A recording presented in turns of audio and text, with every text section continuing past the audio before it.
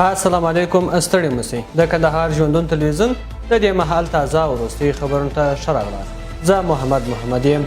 په وروستیو 2 اونیو کې د اوسپنې پټلۍ په مرسته له افغانستانه څه باندې 9,000 ټنه توکي صادر او څه باندې 80,000 ټنه توکي وارد سوي دي. د اسلامي امارت حکومت په مشرۍ د اوسپنې پټلۍ ادارې له لوري په خپره سوې خبرپاڼې کې ویل سوي چې په تیرو 2 اونیو کې د حیرتان اوسپنې پټلۍ له لارې څه باندې 50,000 ټنه د اکني او اوسپنې پټلۍ له لارې څه باندې 7,000 او د تورغونډۍ اوسپنې پټلۍ له لارې څه باندې 14,000 ټنه سوداګریز توکي افغانستان ته وارد سوي دي چې ډېر یې تیل او ګاز وه. د یادې ادارې د معلومات پر بنسټ په دې موده کې په مجموعي توګه له افغانستانه 9,750 ټنه توکي صادر سوي چې لویه برخه ممیز و. د بل چا د سیاست لپاره ځان مه استخداموئ. د کورنیو چارو سرپرست وزیر سراج الدین حقاني په خوست ولایت کې د محصلینو ته ویلي چې له سیاست څخه ځان خبر کړي خو د بل چا د سیاست لپاره ځان استخدام نه کړي ځکه پوهنتون د جنگ نه بلکې د علم ډګر ده. حقاني خوست ولایت د سفر په ترڅ کې د شیخ زاهد پوهنتون محصلینو ته په وینا کې ویلي وو چې په اخلاص سره د خپل هیواد په آبادۍ او سوکالۍ کې برخه واخلي.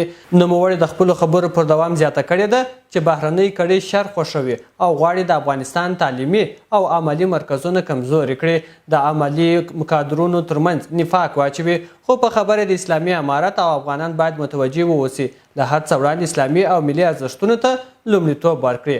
حقاني وایي د هیواد نوی او راتلونکی نسل باید په ملي او اسلامي رویه وروزل سي او چاته اجازه ورنه کړي چې تعلیمي مرکزونو ته ورانکاري خلک نه نباسي او د هیواد ارزښتمن بنسټونه وګواښي. امریکا افغانان ته د ځانګړي ویزو د ورکړې بهیر اسانه کوي.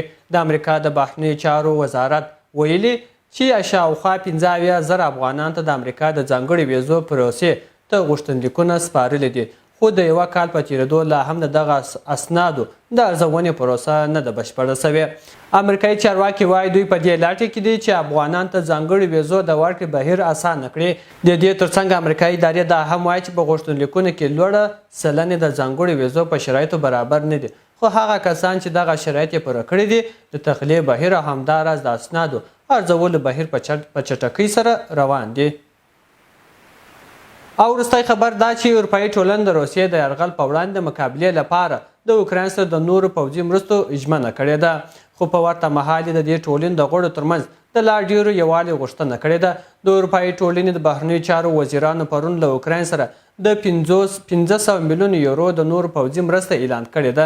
په دې سره په اوکراین د روسیې یرغل وروسته له دغه هیواد سره د اروپایي ټولنې د ټولو مرستو کچه 2.5 میلیارده یورو ته رسیدلې ده. د اوکراین د بهرنیو چارو وزیر دیتمرو کولیبا پر خپل ټویټر د دې مرستې ستاینه کړې او په ورته وخت کې د اروپایي ټولنې د لا ډیرو مرستو غوښتنه کړې ده.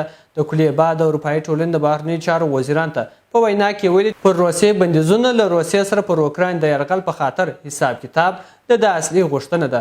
د هغه په وینا په همدې دریو لارو په اروپا کې سوله، امنیت او ثبات ټینګېدای سي.